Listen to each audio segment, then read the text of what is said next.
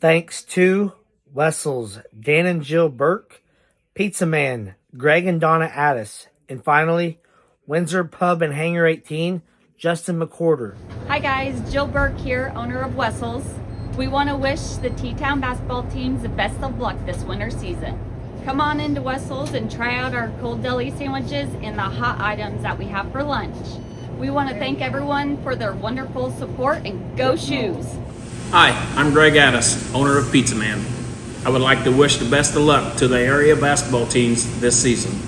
Stop in today and try our lunch special with our salad bar and now starting a new line of pastas and soup. I would like to say thank you to the community for all their support and my employees for over the past 15 years. So stop by and see us at 604 West Jefferson Avenue in Effingham, Illinois, or call us at 217-347-7766 or visit us on the web at pizzamaneffingham.com. Come and taste it for yourself and see why we were voted People's Choice of Best Pizza and Salad Bar in town. And as always, go Shoes. Hey T-Town, Justin McCorder here, owner of Windsor's Pub and Hangar 18. And I want to wish the T-Town basketball team, men's and women's, the best year this year. I've been watching the varsity boys for 10 years now and I'm super excited. And next time you find yourself just north of here in Windsor, Illinois, and you're feeling like a nice fresh cut steak, stop by the Windsor's Pub. Or if you're just looking for a pizza and a burger, stop by Hangar 18 for some great music and great food. And I want to make sure I thank everyone for their support over the last 8 years of the Windsor's Pub and the last 4 years of Hangar 18. And at the end of the day, it's always go Shoes.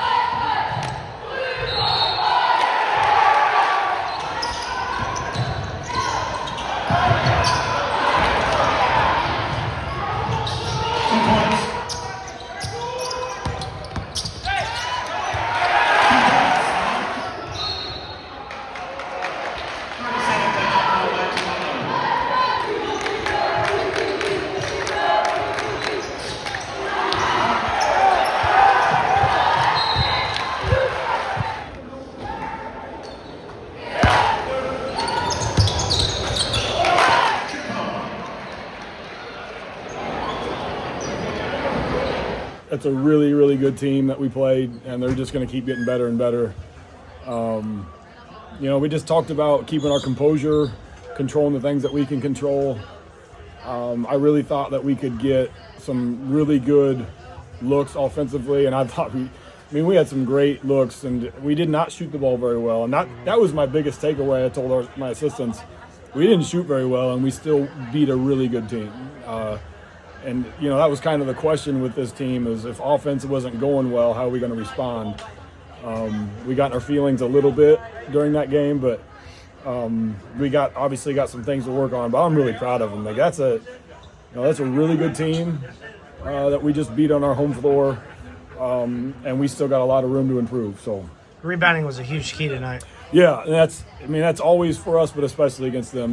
They're physical. They're really good on the glass, and I thought.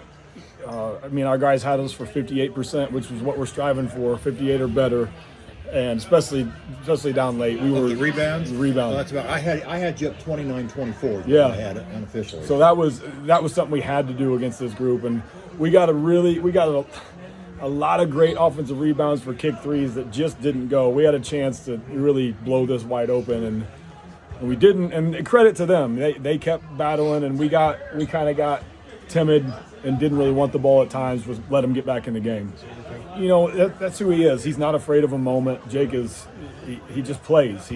Sometimes he overanalyzes things, but he understands basketball, and he hits some big shots, and he's not shy. That's a lot of sophomores maybe not shoot that shot. And then those are just huge moments. It was a big swing for us. It got us the lead, and we never relinquished it. Yeah, I wasn't real pleased with the end of the game stuff. Nobody seemed to really want it. We had some bad turnovers there at the end, but 12 is a great number against that team. The team that presses all game and just keeps shoveling guys in and out. 12 is a really good number. What was your game plan against Eisenmenger? Just try to keep them off the 3-point line, believe it or not. We lost them way too many times. And we'll get better at that. It's scouting report stuff. It's still early in the year, but we still got to understand those things. And I was bad too. We were up 2 possessions, and we doubled the post. We shouldn't have. That's my fault. We're all trying to get back in the swing of it and situational basketball, and none of us were real good at it tonight. I had you for 25 threes. Is that attempts? Yes. Mm-hmm. Is that about where you want to be? That's where we need to be. We track how many we get back, how many misses we get back. We try to get half of them back. I don't think we quite got there. Second half, we probably got half of them back. First half, we weren't good at it. That's just going to be your game. It is. Look, we don't have a dominant post player. We don't have a couple guys we can just isolate. We got to pass it, we got to move it, and we got to catch in rhythm threes. I was pretty pleased with them. I thought they were, for the most part, really good looks and just didn't go in.